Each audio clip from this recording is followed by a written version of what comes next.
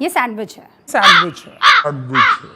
और ये गोदी मीडिया है। कभी विपक्ष बाइकआउट कर देता है, कभी जनता इनको दौड़ा लेती है, लेकिन क्योंकि इनके नाम के साथ गोदी के साथ साथ मीडिया भी लगा हुआ है, तो ये तथ्यों को मैनिपुलेट करके अपने मालिक को खुश करने की कोशिश बहुत करते हैं।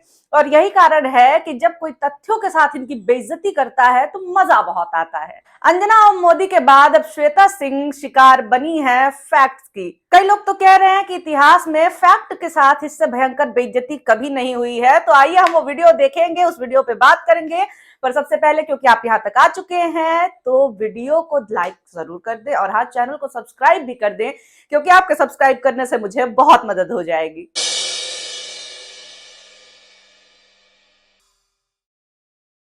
श्वेता सिंह बहस करा रही थी और बहस के बीच में ही मुद्दा उठा कि शहीदों के नाम पे वोट मांगना कितना गलत है।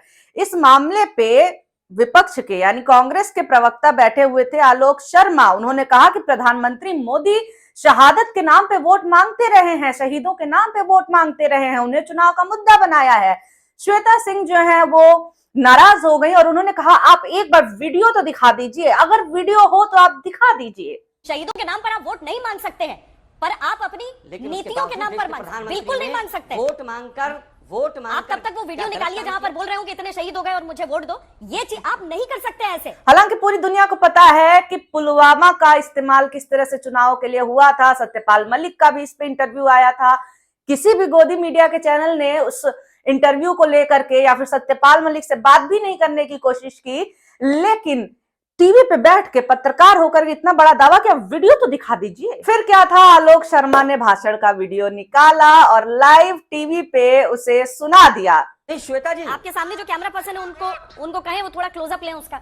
जी, पाकिस्तान के बालाकोट में एयर स्ट्राइक करने वाले वीर जवानों के नाम समर्पित हो सकता है क्या?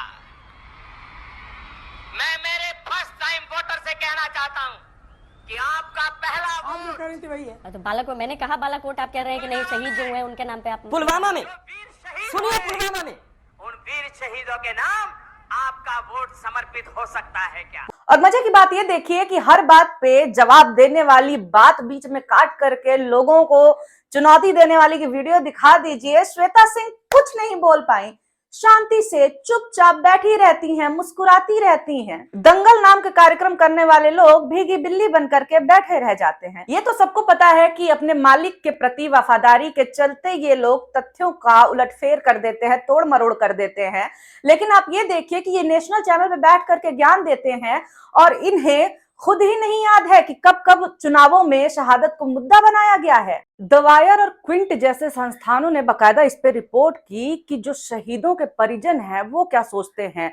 शहीदों के परिजनों ने क्या कहा जब उन्हें पता चला कि प्रधानमंत्री नरेंद्र मोदी उनके घर वालों की शहादत के नाम पे वोट मांग रहे हैं। चुनावों से पहले ही आतंकी अटैक हो जाते हैं, हमारे जवान शहीद हो जाते हैं, फिर नेता खुलेआम इस शहादत के नाम पे वोट मांगते हैं। जवान शहीद होते हैं तो इनकी गलती नहीं है, लेकिन हाँ, सर्जिकल स्ट्राइक जिसका सबूत मांगने पर देशद्रोही तक बोल दिया गया था कई लोगों को, उस सर्जिकल स्ट्राइक का क्रेडिट खुद ले लेंगे। करण थापर को इंटरव्यू देते हुए सत्यपाल मलिक ने कहा था कि जब पुलवामा का हमला हुआ था उसके बाद से नरेंद्र मोदी और उनकी सरकार ने इन्हें चुप रहने के लिए कहा, क्योंकि चुनाव आने वाले थे। चुप क्यों रहना था? क्योंकि सरकार की गलती थी। चुप इसलिए रहना था क्योंकि एयरक्राफ्ट सेना को नहीं दिया गया, जबकि सेना मांग रही थी एयरक्राफ्ट। इतना बड़ा कॉन्वॉय बाय रोड नहीं जाता है, इसीलिए मांग भी की गई थी एयरक्राफ्ट की, लेकिन एयरक्राफ्ट दिया नहीं गया था। हमले से पहले की गलतियां तो छोड़ ही दीजिए, हमले के बाद क्या हुआ था?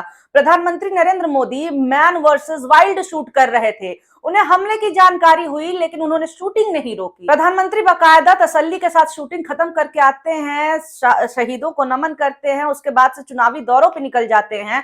और उन चुनावी दौरों पे आप देखिए कि शहादत के नाम पे किस तरह से वोट मांगे गए हैं। हर दूसरी सभा में, हर दूसरे भाषण में ही कि हमारे जो सैनिक है शहीद हो गए हैं, उनके नाम पे ये वोट होना चाहिए, देशभक्ति के नाम पे ये वोट होना चाहिए। ये तो पूरे देश ने देखा। लेकिन इन गोदी पत्रकारों ने चरण चाटन के चक्कर में पत्रकारिता की तो क्या अपने ईमान की भी हत्या कर दी है, और ये इस तरह से खुलेआम टीवी पर झूठ बोलते हुए नजर आते हैं। खैर, तो आप चाहते हैं कि गोदी मीडिया जिन खबरों को दबा देता है उस खबरों को हम सामने लेकर के आते रहें, तो इस चैनल को सब्सक्राइब जरूर कर दीजिए, क्योंकि आपके एक क्लिक से मुझे बहुत मदद हो जाती है। ये वीडियो देखने के लिए आपका बहुत शुक्रिया, बहुत धन्यवाद।